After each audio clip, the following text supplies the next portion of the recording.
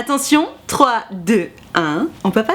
Bonjour à toutes et à tous mes enfants et bienvenue dans ce nouvel épisode de On papote. J'adore tourner ces vidéos, je sais pas pourquoi, c'est littéralement les vidéos que je préfère tourner. Si jamais tu ne connais pas le concept, au cas où je te l'explique, je vous ai demandé à toutes et à tous sur Instagram de venir me poser vos petites questions dans une boîte à questions, ce qui fait que les questions sont courtes. Du coup, l'idée c'est que j'essaie de faire des réponses courtes, j'y arrive pas toujours mais je fais de mon mieux, donc c'est parti. Bon bah on démarre dans le vif du sujet hein. C'est Gertrude qui me dit, quel est ton avis sur les sextoys? Est-ce qu'en avoir beaucoup est signe d'être un bon coup? Alors ma Gertrude, comme tu le sais, j'ai l'habitude de travailler régulièrement avec des marques de sextoys. Donc autant te dire que si j'avais un avis négatif sur les sextoys, évidemment je ferais pas de partenariat avec des marques de sextoys. Donc mon avis sur les sextoys c'est que c'est très bien. Je pense que ça permet d'avoir une sexualité décomplexée lorsqu'on est à deux. Je pense que lorsqu'on est tout seul ça peut que faire du bien. Parce que quand on n'ose même pas faire des choses tout seul, je te raconte même pas quand on est à deux. Donc je pense qu'en fait, à deux ou seul finalement, hein, ça permet une sexualité décomplexée. Ça permet d'évoluer un petit peu. Ça permet de découvrir des choses nouvelles. Bref, je pense que c'est très bien. Et je pense aussi que celles et ceux qui n'aiment pas ont bien le droit et qu'il n'y a aucun problème avec ça. En réalité, pour ma part, j'essaie surtout de me battre, entre guillemets, hein, contre les tabous. À partir du moment où quelqu'un a un tabou ou un blocage, je me dis toujours, ah bah c'est con, il faut essayer d'aller au-delà. Parce que forcément, si c'est tabou ou si t'as un blocage, c'est qu'il y a quelque chose qui va pas, c'est qu'il y a un nœud quelque part en fait, et que idéalement faut le défaire. Maintenant, est-ce que avoir beaucoup de sextoys est signe d'être un bon coup? J'ai envie de te dire, vu tous les sextoys que je reçois,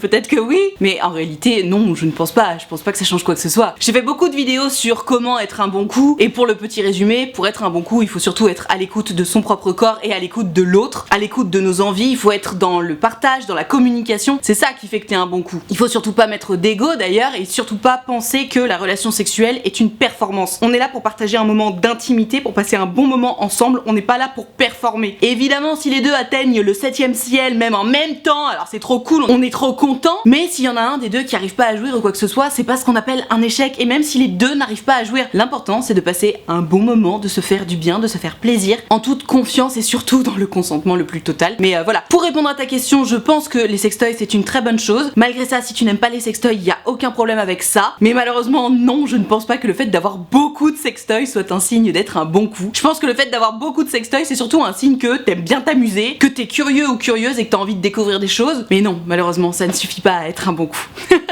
Tiens, question hyper intéressante. Comment savoir si je lui plais? À quel point l'instinct est-il fiable? C'est hyper intéressant comme question. Parce que tu sais, très souvent, quand t'as un crush ou quand tu discutes avec quelqu'un et que tu te dis tiens, est-ce que je plais à cette personne ou pas? T'as toujours une petite voix intérieure qui te dit quelque chose du style oui, c'est sûr, je lui plais, ou alors non, c'est mort, je lui plairai jamais. Et en fait, le problème, c'est que cet instinct, il est intimement lié à ta confiance en toi. C'est-à-dire que si t'as plutôt confiance en toi, notamment en matière de séduction, potentiellement, ton instinct va être assez équilibré et tu vas pas trop te raconter d'histoire, que ce soit dans un sens ou dans l'autre. Si t'as confiance en toi mais sans en faire des caisses par rapport à la séduction, par rapport à toi et à tes capacités à séduire surtout, je pense que tu vas réussir à être assez objective et du coup à savoir plus ou moins si tu plais à la personne ou pas, parce qu'il y a un moment tu sais les gens envoient des signaux. Maintenant, si t'as tendance à manquer énormément de confiance en toi, ou à l'inverse, si tu combles cet énorme manque de confiance en toi par un excès apparent de confiance en toi, du coup ton instinct va pas être fiable du tout puisqu'il va être complètement biaisé par ton manque de confiance en toi. Et du coup tu vas généralement partir soit du principe que oh, mais de toute façon mais c'est mort, il est trop bien pour moi mais jamais je l'intéresserai, soit pour une toute petite partie des gens qui manquent de confiance en eux et qui du coup partent dans l'autre extrême, se dire ah mais c'est sûr ce mec il est trop à fond sur moi, ou cette meuf d'ailleurs, je suis absolument irrésistible, etc. Encore une fois, cette autre partie de la population est très rare. Généralement on les retrouve dans des reportages à la NRJ12, ça fait beaucoup rire le public. Moi ça me rend très triste de voir des gens comme ça parce que je me dis mon dieu les pauvres, ils ont dû tellement souffrir pour en arriver là. Bref, on n'est pas là pour débattre de ce genre de personnage qui vraiment doit être dans la souffrance. Parlons surtout de celles et ceux qui vont avoir un énorme manque de confiance en eux et qui du coup vont se tirer eux-mêmes vers le bas. Si tu fais partie de ces gens là qui se trouvent pas très beaux, qui pensent qu'ils sont incapables de séduire, qui d'une manière générale se disent qu'ils sont pas assez bien pour les autres, etc., n'écoute pas ton instinct parce que potentiellement ton instinct il va te dire quoi? Il va te dire comme d'habitude que t'es pas assez bien, que ce mec est trop bien pour toi du coup et qu'il te regardera jamais. Donc comment savoir si tu plais à quelqu'un ou pas? Oui, l'instinct est important, malgré tout il faut être objectif par rapport à l'objectivité de ton instinct. Moi ce que je dis toujours aux personnes qui ont un petit peu la tête dans le guidon comme ça, c'est imagine si à ta place c'était un ami ou une amie à toi. Qu'est-ce que tu dirais? Si tu voyais les signaux que la personne en question t'envoie à toi, mais qu'ils étaient envoyés à ton meilleur ami ou à ta meilleure amie, qu'est-ce que tu dirais? Est-ce que tu dirais ah ouais c'est sûr cette personne est à fond sur toi? Ou est-ce que tu dirais écoute Gertrude ou Alphonse, détends-toi, moi je pense que tu te fais un petit peu des idées. À toi de voir, mais c'est une très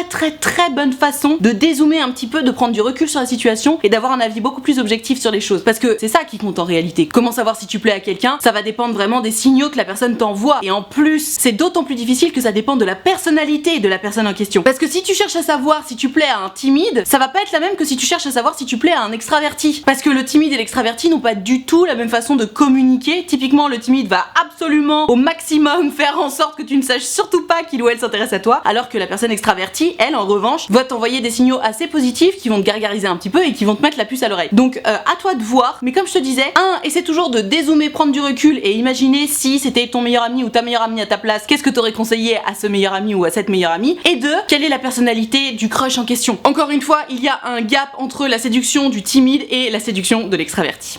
Ah, la grande question. Est-ce que tu as des conseils quand tu attends d'être enceinte mais que ça ne vient pas? Alors, ma Gertrude, oui, j'ai un vrai conseil, un conseil qu'on m'a donné d'ailleurs. Comme vous savez, moi j'ai eu de la chance, je suis tombée enceinte rapidos après qu'on ait décidé avec mon amoureux de commencer à essayer de faire un bébé. Je crois que j'ai attendu 2 ou 3 mois, donc vraiment j'ai eu de la chance, c'est arrivé super vite.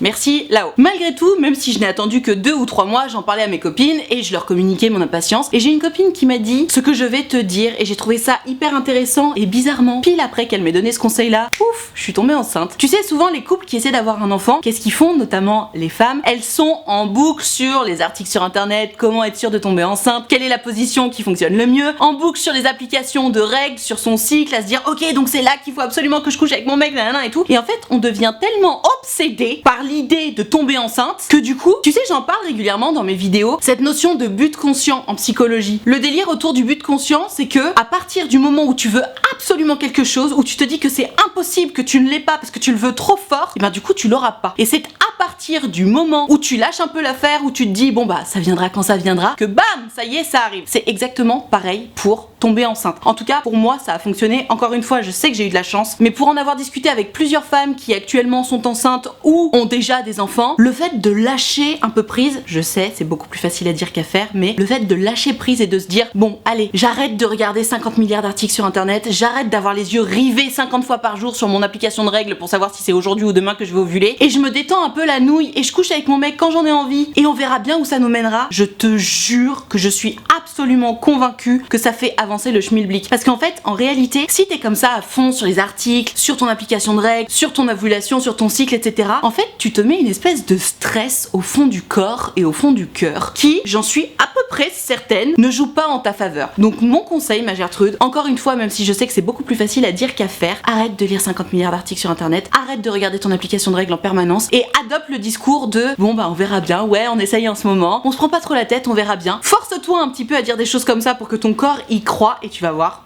Boum! Si t'as un peu de chance comme moi, ça devrait fonctionner du feu de Dieu. Et de toute façon, hein, quelle que soit la situation dans la vie, j'ai l'impression que c'est un conseil qui fonctionne bien. À partir du moment où tu veux tellement quelque chose que tu sais, tu deviens obsédé par ça, généralement tu l'as pas. Pareil dans la séduction, hein, si tu réfléchis. Quelqu'un qui va être absolument obsédé par son crush, qu'est-ce qui va se passer? Le crush va le sentir et le crush va dire oh waouh, c'est trop bizarre que tu sois obsédé par moi comme ça. Vas-y, j'ai pas envie de sortir avec toi.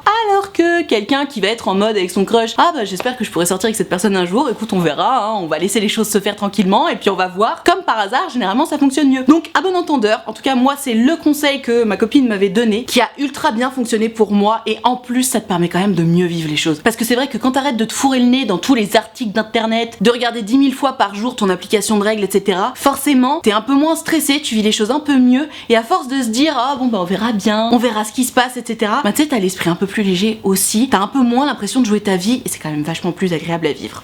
J'espère que ça fonctionnera pour toi. Déprime saisonnière, que faire? J'adore, c'est trop bien les On Papote parce qu'on parle vraiment de plein de choses différentes. J'avais fait une vidéo dans les toutes premières vidéos de cette chaîne Utile Futile sur la déprime saisonnière. Si tu sais pas ce que c'est la déprime saisonnière, peut-être que tu y es confronté sans même le savoir. En gros, tu sais, c'est ce moment où les jours raccourcissent, où il fait de plus en plus froid, où ton corps commence à manquer de vitamine D parce qu'il y a juste plus de soleil. Quand tu te lèves, il fait nuit, quand tu vas te coucher, il fait nuit, en plus il fait froid, t'es tout crispé et t'as le seum. C'est un peu ça, la déprime saisonnière. Et de la déprime saisonnière découle beaucoup de choses, typiquement des petits épisodes de bad passagers, une baisse de libido, une baisse d'énergie, enfin tu vois, tous ces trucs sympas qui vont avec la déprime saisonnière. Comment t'en prévaloir de cette déprime saisonnière? Déjà, si ça t'intéresse, je t'invite à aller voir cette vidéo. Je crois que ça s'appelait déprime hivernale ou un truc comme ça. C'était vraiment dans les toutes premières vidéos que j'avais faites. J'avais fait des maxi recherches sur quoi faire, j'avais parlé de la luminothérapie, j'avais parlé des plantes qui t'aidaient et tout. Franchement, j'avais fait un bon taf. À l'époque, je faisais vachement de recherches pour mes vidéos. J'avoue, j'en fais un peu moins maintenant. Bon, trop. Mais que faire contre la déprime saisonnière? À mon sens, le mieux à faire, hein, c'est dès que t'as un putain de rayon de soleil, tu te mets au soleil autant que possible, hein, bien entendu. Je me doute bien que si tu travailles dans un bureau, tu peux pas faire ça. Mais dès qu'il y a un rayon de soleil, tu fonces et tu vas le prendre en pleine face. Parce qu'en fait, c'est entre autres et surtout pour ça qu'on est victime de la dépression saisonnière. Tu sais que quand on s'expose au soleil, ça nous envoie vachement de vitamine D, et c'est la vitamine D qui joue apparemment particulièrement sur notre morale, sur notre équilibre, etc. Il y a sans doute d'autres choses, hein, mais comme je suis pas médecin, toi-même tu sais, je suis pas non plus ultra pointue sur la question. Mais du coup, comment faire? Prends un maximum le soleil, essaie de voir du monde, essaie de continuer à sortir. Potentiellement, fais-toi une petite cure de luminothérapie ou de vitamine D, ou les deux, ça peut aider. Mais au-delà de ça, honnêtement, comment lutter contre la déprime hivernale, j'ai envie de te dire, je crois qu'il faut juste attendre que ça passe. Pour moi, le pire moment de la déprime hivernale, tu sais, c'est vraiment fin janvier, début février. Ce moment où Noël et le jour de l'an, c'est ultra loin, et tu sais que t'en as encore pour 2 mois de froid, c'est terrible. Mais voilà, y a pas de formule magique dans tous les cas. Prends soin de toi, prends le soleil au maximum, amuse-toi, vois du monde, et ne t'inquiète pas, à partir du 21 décembre, on va vers les beaux jours. Parce que oui, à partir du 21 décembre, les jours rallongent, et moi, à partir du moment où les jours rallongent, je me dis qu'on va vers les beaux jours. Ça me fait toujours du bien.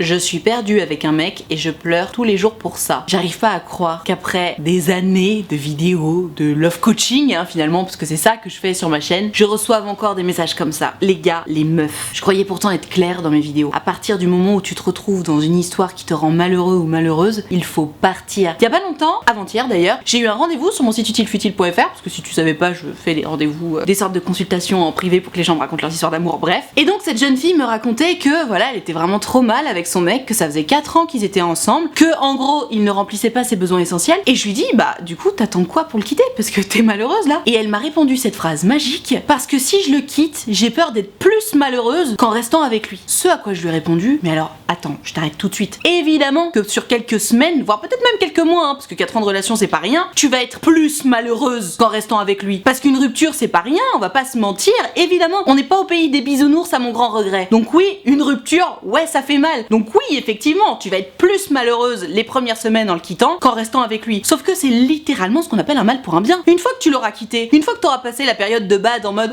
ça y est, c'est terminé, etc. Une fois que t'auras terminé le deuil de ta relation, là, tu seras vachement plus heureuse que si t'étais restée avec lui. Pourquoi? Parce que il vaut mieux être seul que mal accompagné. C'est la fucking vérité. Si tu te retrouves mal accompagné, c'est-à-dire dans une relation avec quelqu'un qui te fait pleurer comme Thomas Gertrude, ou alors qui ne remplit pas tes besoins essentiels comme la Gertrude qui avait pris rendez-vous avec moi, ou qui fait quoi que ce soit qui te convient pas en fait, t'as forcément toutes tes raisons de rester, mais généralement ces raisons elles sont illusoires. Ah, on passe des bons moments ensemble, ça c'est la grande réponse à chaque fois. Non mais parce qu'il y a quand même des bons moments. Mais c'est quoi le ratio de bons moments? Parce que en principe le ratio de bons moments dans une relation saine et équilibrée, c'est minimum 80%. Un 50-50 c'est déjà plus bon, hein. Est-ce que tes besoins essentiels sont remplis? Oui ou non? Est-ce que t'es heureuse dans cette relation? Oui ou non? C'est ça qui compte. Parce que si tu restes avec quelqu'un en te disant ah mais j'ai peur d'être encore plus malheureuse, sois sûr que il vaut mieux se barrer plutôt que de rester. Et pareil, ah mais on passe quand même des bons moments, et le pire, ah mais je l'aime. Je suis désolée mais c'est malheureusement pas une raison pour rester avec quelqu'un. Comme le disait si justement Céline, s'il suffisait qu'on s'aime, s'il suffisait d'aimer. Tu vois, il suffit pas de s'aimer, voilà. Donc à partir du moment où tu es malheureux ou malheureuse dans une relation, tu te casse. Donc ma Gertrude, tu m'expliques que t'arrêtes pas de pleurer à cause de lui, quitte-le. Tu le quittes, tu le bloques, tu fais ton deuil. Donc là, oui, tu vas avoir quelques semaines de merde, mais je peux te dire que derrière, tu seras drôlement mieux que maintenant. Et c'est tout ce qui compte. Tiens, un point très intéressant. On fait connaissance, c'est souvent moi qui propose les rencontres. Est-ce que je force ou ça va? Alors, ma Gertrude, en soi, si c'est souvent toi qui proposes les rencontres, mais que généralement l'autre dit ah bah ouais, grave, et que vous vous voyez, moi j'appelle pas ça forcer, j'appelle ça prendre les devants. Maintenant, je peux tout à fait comprendre que tu puisses m'expliquer quelque chose du style, bah ça me gave un peu d'être toujours à l'initiative des moments où on se voit. Auquel cas, plutôt que de te dire toi perso toute seule dans ton coin, bon bah maintenant je vais attendre qu'il me propose parce que potentiellement tu vas être déçu, je te conseille la prochaine fois que vous vous voyez de lui faire remarquer avec humour et tact et bienveillance bien entendu quelque chose du style je sais pas si t'as remarqué mais les 3 dernières fois qu'on s'est vu c'est quand même moi qui t'ai proposé de nous voir hein. Du coup je me demande quand est-ce que c'est toi qui vas me proposer parce que moi aussi j'aimerais bien qu'on me propose de temps en temps. Et tu vois comment le mec réagit. Si le mec réagit en mode ah mais ouais j'avoue j'avais même pas fait gaffe, bah vas-y la prochaine fois c'est moi qui te propose, bah aucun problème. Maintenant si la réaction est un peu négative en mode ah mais que ça peut te foudre et tout, bon relou. Mais dans tous les cas, si tu souhaites faire en sorte que ce soit lui qui te propose la prochaine fois, donne-lui l'information avant d'attendre. Parce que tu sais très souvent on se raconte des choses, on s'imagine des choses et en fait la personne en face elle est à 10 000 lieues de capter ce qui se passe dans ta tête et du coup bah on s'éloigne pour rien et puis bah la relation est terminée alors qu'en vrai il aurait pu se passer des trucs cool. Donc vraiment, moi j'estime que ton comportement c'est pas un comportement de forceuse, encore moins si vous vous voyez, mais encore une fois je comprends que t'aies envie d'un petit peu d'équilibre, auquel cas je te dis, fais-lui part de ça, dis-lui bon je te signale que quand même les 3 dernières fois qu'on s'est vu c'est moi qui ai proposé, hein. Quand est-ce que tu proposes, toi? C'est facile, hein, de se laisser proposer. Et tu verras ce qu'il répond et tu verras comment il agit, tout simplement. Mais non, tu n'es pas une forceuse. Et de toute façon, quoi qu'il arrive dans une relation humaine, qu'elle soit amicale, familiale ou amoureuse, il faut dire les choses. Toujours avec tact et bienveillance, bien entendu. Potentiellement avec humour, ça aide toujours. Il faut dire les choses. J'adore cette question, ça sort tellement de nulle part. Hello Nad, selon toi, est-ce que c'est grave de ne pas vouloir passer son permis alors que j'ai 25 ans? Écoute ma Gertrude, j'ai envie de te dire, tu fais ce que tu veux. Si tu veux pas passer ton permis, j'imagine que t'as tes raisons. Parce que, alors attention, pour moi, il y a une vraie différence entre les gens qui veulent pas passer leur permis parce que c'est des grosses feignasses et que de toute façon, ils se font conduire à droite ou à gauche par leur mec ou leur copine ou leurs parents ou quoi que ce soit. Et celles et ceux qui ont une vraie phobie par rapport à la voiture, notamment à cause d'un accident de voiture, etc. et qui aimeraient bien passer leur permis, mais juste, c'est trop dur pour eux, c'est viscéral et c'est très compliqué. Ma Gertrude, si tu fais partie de la première catégorie de ces gens qui sont juste un peu feignasses et qui ont pas envie de passer leur permis, en soi, j'ai envie de te dire, mon avis ne changera rien à ta vie, hein. Tu fais bien ce que tu veux. En revanche, mon avis sur la question, c'est que c'est un peu facile de se faire driver par tout le monde et j'ai tendance à penser que c'est un peu parasitaire comme comportement. Ça veut dire que tu dépends tout le temps des autres. Je sais pas comment tu fais, moi je ne pourrais pas supporter cette situation-là. J'ai horreur d'avoir à demander des choses aux autres. Autant rendre des services aux autres, c'est toujours un plaisir, mais alors demander des trucs aux autres, ça me fait chier, j'aime pas emmerder les gens, tu vois. Bon, maintenant peut-être qu'on est très différentes, toi et moi, y a pas de problème, mais voilà, si t'as aucun traumatisme par rapport à la bagnole et que tu m'expliques juste que bon bah tu passes pas ton permis parce que t'as la flemme, puisque tu me demandes ton avis, je pense que t'es une grosse feignasse et que tu ferais bien de le faire. Maintenant, si tu passes pas ton permis parce que tu as un traumatisme ou alors parce que ça coûte trop cher, parce que parlons-en du prix du permis, c'est quand même une fortune, là c'est tout à fait différent. Tout le monde n'a effectivement pas 1500 balles pour passer son permis, et encore 1500 balles c'est si t'es un as du volant, parce que si comme moi t'as besoin de 30 ou 40 heures de conduite pour apprendre à conduire, on passe rapidement au double. Donc si t'as pas la thune, ou alors si t'as une espèce de traumatisme par rapport à la bagnole et que tu m'expliques que t'as 25 ans et que bah non t'as pas très envie de passer ton permis, bah honnêtement je comprends. Enfin je comprends, non je comprends pas parce que j'ai pas ce traumatisme là, mais je peux tout à fait envisager que ce soit difficile et à partir de là personne n'a de jugement à émettre. Si t'as pas la thune ou si t'as un traumatisme qui fait que c'est trop compliqué pour toi pour l'instant, bah prends ton temps en fait. Maintenant, encore une fois, puisque tu me demandes mon avis, si tu n'as zéro traumatisme et aucun problème d'argent par rapport à ton permis et que t'as juste la flemme, ouais je pense que t'abuses un peu. On enchaîne avec Gertrude qui est au tout début de sa grossesse et qui a du mal à réaliser qu'elle est enceinte parce qu'elle n'a pas encore de symptômes et elle me demande qu'est-ce qui t'a aidé à réaliser que tu étais enceinte. Alors ma Gertrude, pour être tout à fait honnête avec toi, moi aussi pendant quasi tout mon premier trimestre, j'avais vachement de mal à réaliser que j'étais enceinte. Et tu sais quoi? Même mes premières échographies, je réalisais tellement pas que j'avais l'impression d'être sur un plateau de tournage et d'être en train de tourner une scène en mode il y avait quelque chose qui se passait à l'écran mais genre c'était pas ce qui se passait dans mon ventre, tu vois. Parce que c'est vrai, au premier trimestre de la grossesse, c'est tellement perturbant. T'as toujours ton corps entre guillemets normal. Alors bon, t'as peut-être le ventre qui gonfle très légèrement, donc ça fait chier parce que tous tes jeans taille haute, tu peux plus rentrer dedans. Malgré tout, physiquement ça se voit pas. Alors ok, potentiellement tu vas avoir un peu la nausée, potentiellement tu vas sentir tes seins qui grossissent un peu. Mais bon, c'est quand même très difficile de se dire il y a un baby dans mon ventre quoi, parce qu'il est tout petit ton baby. Et pour être tout à fait honnête avec toi, je pense que ce qui m'a fait réaliser vraiment que j'étais enceinte, c'est les premiers moments où j'ai senti mon bébé bouger en fait. Et ces premiers moments là, si je ne m'abuse, ça arrive à 4-5 mois de grossesse, donc au deuxième trimestre. Non, peut-être plutôt à 4 mois. Mais ouais, avant, c'est vrai que t'as tout un travail mental. Tu vois, j'ai une copine qui me disait, tu vas voir Nad, les 9 mois d'attente, entre guillemets, de grossesse, la nature est très bien faite parce que t'as vraiment besoin d'un long temps d'adaptation pour te rendre compte que t'es enceinte, pour te rendre compte que t'attends vraiment un bébé et qu'il y a un bébé qui va arriver, tu vois. Et effectivement, moi, la première, ça m'a pris un certain temps de me dire, ok, je suis enceinte, bon, bah cool. Mais tu sais, encore une fois, physiquement, bah il se passe pas des clignotants qui disent, ça y est, t'es enceinte, t'as juste vu ton test de grossesse qui dit ouais t'es enceinte et là tu te dis ok, tu vas à l'échographie et tu te dis mais est-ce que le mec il va voir un truc parce que ok il y avait écrit que j'étais enceinte mais si ça se trouve je le suis pas, t'es dans le doute etc. Donc ouais je te dis moi ce qui m'a aidé à me rendre compte que j'étais enceinte c'est vraiment ça, c'est les premiers moments où j'ai commencé à sentir mon bébé bouger, le fait aussi que ton ventre grossisse hein, l'air de rien ça aide parce qu'au début tu vois ton ventre grossir et tu te dis oh putain je suis en train de grossir, mais tu sais t'as juste l'impression de grossir de junk food en fait parce que tu vois juste ton bide qui grossit potentiellement un peu tes joues, tes bras et tout, tu fais vas-y fais chier. Et il y a ce fameux moment où en plus d'avoir un ventre qui grossit, bah tu commences à sentir des petits mouvements dans ton ventre, des petites bulles qui remontent etc. Et là tu dis ah ouais ok il y a quelque chose et c'est à partir de ce moment où tu commences à créer un lien avec ton bébé, même si le lien est déjà présent avant parce que dans ta tête et dans ton cœur tu te dis bon bah ça y est je suis enceinte, il se passe quelque chose et tu commences à t'attacher à l'idée d'avoir un bébé, le fait de vraiment sentir ton bébé bouger, bah ouais ça crée quelque chose de beaucoup plus réel en réalité et c'est ce qui me fait vraiment comprendre que souvent tu sais on dit que le papa se rend compte compte qu'il y a un bébé qui arrive le jour de l'accouchement, ça m'étonne pas du tout parce que encore une fois, moi avant de sentir mon bébé bouger, je me rendais pas vraiment compte des choses. Tu le sais parce que t'es pas débile, tu vois, t'as une capacité de projection, tu sais très bien que tu attends un bébé, mais tant que tu le sens pas, c'est compliqué. Et le papa ou le coparent, hein, d'ailleurs, parce qu'il n'y a pas que des papas, va mettre sa main sur le ventre, va potentiellement sentir des petits coups, mais toi tu le sens bouger tout le temps. Tu sais, même parfois ça t'empêche de t'endormir parce que le bébé a décidé de boxer, tu vois. Et donc voilà, moi c'est ça qui m'a aidé à me rendre compte que vraiment j'étais enceinte, que vraiment j'attends un bébé. Toi qui regardes cette vidéo, n'hésite pas à dire à Gertrude si tu as déjà vécu une grossesse ou si actuellement tu es enceinte, ce qui t'a permis à toi de réaliser vraiment que t'étais enceinte. Mais c'est vrai que c'est très paradoxal tout ça parce que t'attends, t'espères tellement voir le deuxième petit bâton arriver sur ton test de grossesse et une fois que t'y es, tu te dis bah c'est tout, il se passe que ça. C'est très bizarre. Aïe aïe aïe, ça c'est vraiment les histoires que je déteste. Bon, elle a pris 4 boîtes à questions pour écrire son histoire, mais je la prends parce que Bichette, je pense qu'elle a besoin d'aide. Coucou Nad, mon copain parle constamment à une fille de son sport. Elle le draguait au début, mais il paraît que lui n'est pas intéressé. Apparemment, elle aurait arrêté de le draguer, ils se parlent tous les jours par message, en plus de se voir 2 à 3 fois par semaine au sport. Je n'arrive pas à me dire qu'il ne développe pas de sentiments, il me dit que non. Mon instinct me met en garde, que faire, entre parenthèses, il sait ce que j'en pense.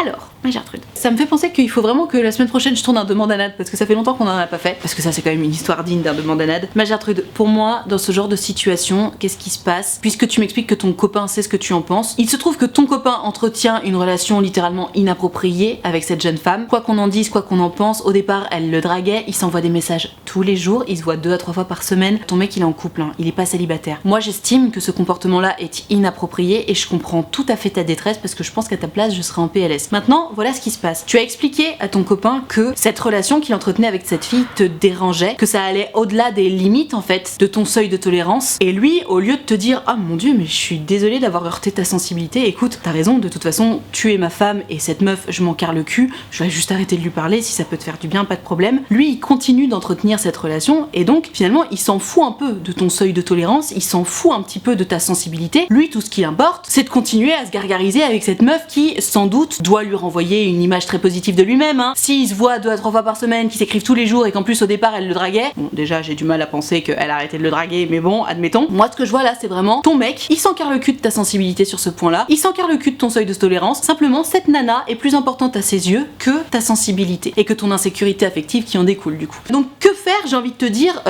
moi je pense qu'à ta place j'aurais pété un plomb, évidemment, enfin pété un plomb, j'en aurais discuté posément, lui expliquant que ça n'allait pas, que ça allait outre mes limites, que je n'acceptais pas ça. En fait très simplement il faut que tu te poses une question très pertinente, ma Gertrude, c'est est-ce que je suis prête à accepter ça ou non? Vu ce que tu me racontes, j'ai l'impression que la réponse est non, et du coup en fait c'est très simple, comme tu n'es pas prête à accepter ça, soit il arrête et tout va bien, vous restez ensemble, soit il n'arrête pas, auquel cas tu t'en vas. Parce que lorsque ta moitié se comporte d'une façon qui outrepasse les limites de ton seuil de tolérance, la seule chose à faire c'est partir. On ne change pas les gens et on ne dirige pas la vie des gens. C'est terrible mais c'est la vérité. Donc encore une fois, pour moi, je me mets à ta place hein, et je pense que nos sensibilités concordent. À ta place j'aurais tenté une dernière discussion en lui expliquant que cette relation ne me convient pas, enfin la relation qu'il entretient, hein, j'entends, que je ne suis pas d'accord avec ça et que je ne suis pas prête ni capable en fait d'accepter ça. Et donc je pense qu'à ta place j'aurais demandé à mon mec d'arrêter cette relation. Après, encore une fois, c'est à ton mec de voir. Soit il décide que tu es plus importante à ses yeux que cette meuf dont apparemment il s'en fout et pour laquelle il ne développe apparemment aucun sentiment, auquel cas il va juste arrêter. Soit c'est pas vrai, auquel cas il va te dire ah mais non, je vois pas pourquoi j'arrêterais cette relation avec cette meuf, gna gna gna. Auquel cas bon bah je pense que de toute façon ta petite voix intérieure ne se trompe pas vraiment. Je sais pas pour toi hein, mais moi généralement quand je suis en couple, j'écris pas tous les jours à quelqu'un du sexe par lequel je pourrais être attirée et je vois encore moins ces personnes-là 2 à 3 fois par semaine, tu vois. Donc à toi de voir ma Gertrude, mais écoute-toi. Si tu n'es pas prête à accepter ça, il suffit de partir en fait. Et attention, il s'agit pas d'un chantage, il s'agit même pas d'un ultimatum, il s'agit simplement de faire valoir ce que tu veux et ce que tu ne veux pas dans ta vie. Si tu es dans une relation où tu sens que ton mec outrepasse les limites de ton seuil de tolérance et s'en carre le cul, c'est que t'es pas avec la bonne personne. Pour moi, c'est juste ça que je vois. À toi de voir.